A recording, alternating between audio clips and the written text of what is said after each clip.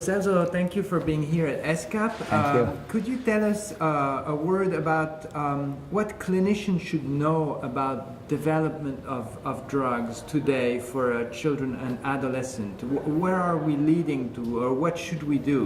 Right. I mean, that's a really important problem that we are facing, especially because in the last decade we have seen how the industry has pulled away from our field, and they're not interested in mental disorders anymore, which means that we don't have that many new drugs in the pipeline. So for many years we have been working with the Me Too paradigm. So by serendipity we found that some drugs work for the mental disorders that we treat, and then the industry has come with a little bit more elaborated drugs that act on that mechanism of action. But the truth is that I do believe we should do better, and I do believe there are many different ways in which we can do better. One is the meaningful use of repurposing drugs that are out there in the market and that are used to treat many different conditions. So nowadays we have the tools, thanks to GWAS, to look at the how the genetic liability to the mental disorders interacts with the mechanism of action of those drugs that are used for many different conditions. So one example will be the use of topiramate for inflammatory bowel disease.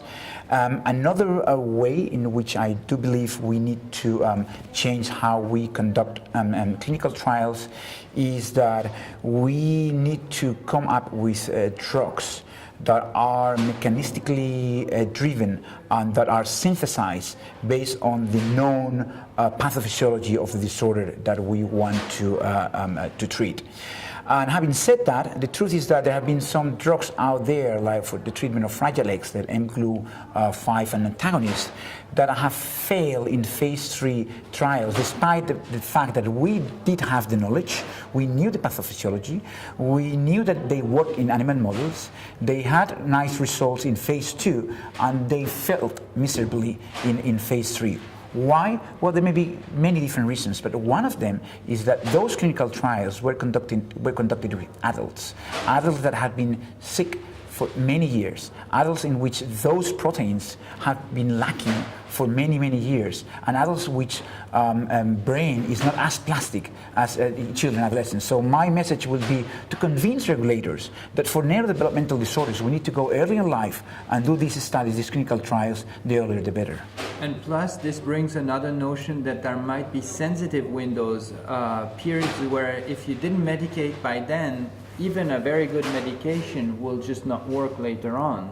You're perfectly right. I mean, there are very good examples out there in medicine with many different drugs in which if you miss the therapeutic window, then there is no added value and the drug is not working anymore. And we know from the the visual system brain research, and we know from many of the brain research conducted in the last decades that these windows open and close, and once they're closed, everything is more or less fixed. So you're not going to make any improvements. So if we miss those therapeutic windows, we may be killing drugs that do not have an effect outside that therapeutic window that may have the effect inside that therapeutic window.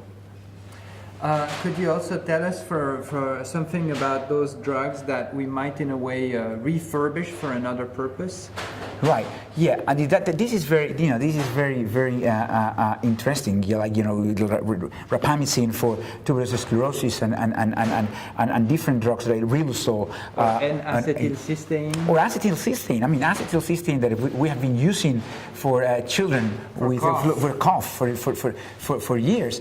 So right now we are conducting in my center and in Barcelona a randomized clinical trial with children and adolescents that have a first psychotic episode. And we are giving them 3 grams of N-acetylcysteine per day for 1 year.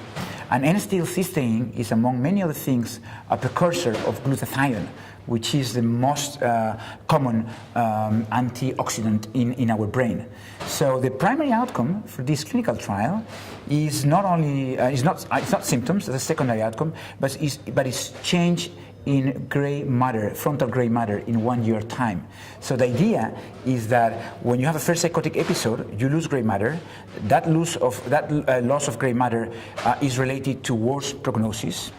And we have found in our studies that the lower your glutathione levels, so the less antioxidant you have, the more gray matter you lose.